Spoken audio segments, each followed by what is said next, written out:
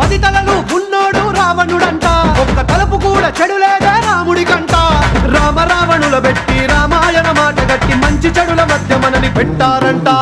ధర్మాన్ని తప్పనోడు ధర్మరాజట, దయలేని వాడు యమ ధర్మరాజట. వీడి బాట నడవకుంటే వాడి వేటు తప్పదంటూ ఈ బతుకును నాటకంగా ఆడిస్తున్నారంట. రంగా రంగా రంగస్థలాన ఆడడానికంటే ముందు సాధనంటూ చెయ్యలేని ఆట బొమ్మలవు అంట. మనమంతా తోలు బొమ్మలవు అంట.